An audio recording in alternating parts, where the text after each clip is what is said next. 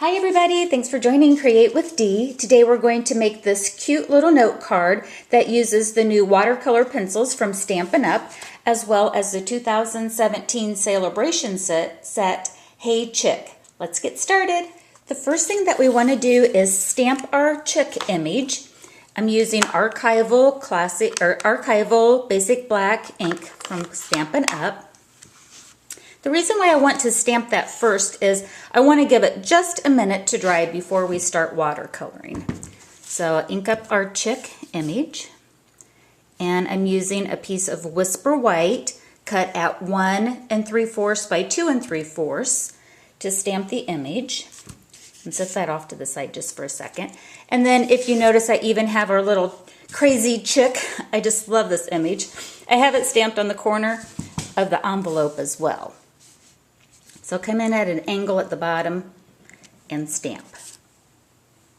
While that's setting, just for a second, I'm going to take the note card. That's part of the note card set that you also get the envelopes for.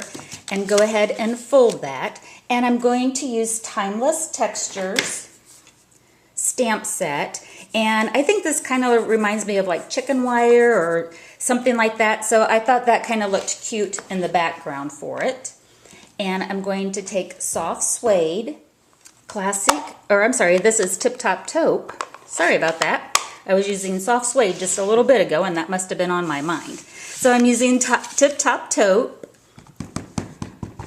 and I'm going to just make some random stamps, patterns, using this, because that chick is kind of crazy. I kind of think that if the stamping is a little chaotic, I think that kind of fits that. So you can do as much or as little on that for the background for our note card. What I like to do is start with my lightest color first. So with Daffodil Delight, I'm going to color her body. I'm going to try to do this so that my hand doesn't cover up my coloring here. And so I'm going to start out with a light touch on it, because you can always come back and add color later, but like the lighter the better. So wherever you might want a little highlight, you can leave lighter or even white. So now I'm going to come back in and I'm pressing a little harder along the outline and give it a little more definition. And we are going to watercolor, so the watercolor technique will blend things around a little more, but where you have it darker, it'll blend darker. So there you can probably really see the outline coming in. Okay, now next I'm going to take the pumpkin pie and do the beak and the feet. And the more pressure that you put on it, the more darker it gets. So you can either go over it or you can press a little harder, but don't press too hard that you start breaking your tip of your pencil lead. Okay, oh, and then also here I like to do on her feathers is just to kind of go over that a little bit with the orange too, the pumpkin pie. Now with the blue, the Pacific Point, I'm going to really go dark in the center of her hair here, and then, you know, kind of just extend it out on her crazy locks. It's kind of how I look when I wake up some morning. You know, total bedhead, right? I wish I looked this good getting out of bed, probably. And then on her tails, kind of the same thing. I'm going to be a little darker on the tip of the tails.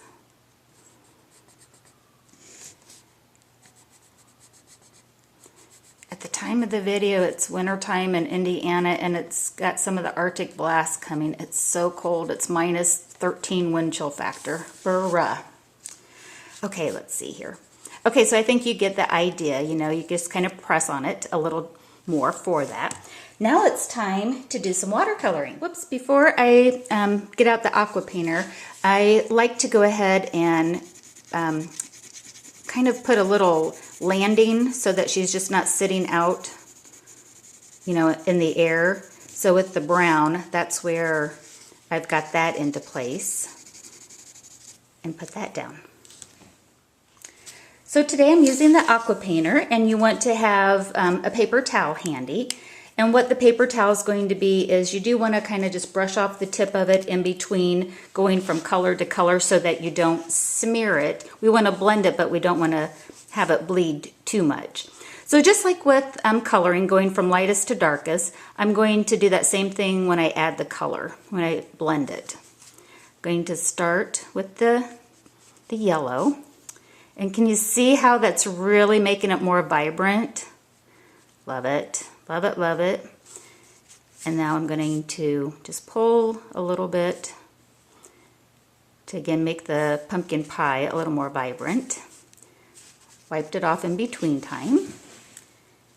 Now there's where her hair really, because I really put that down pretty intense on her locks.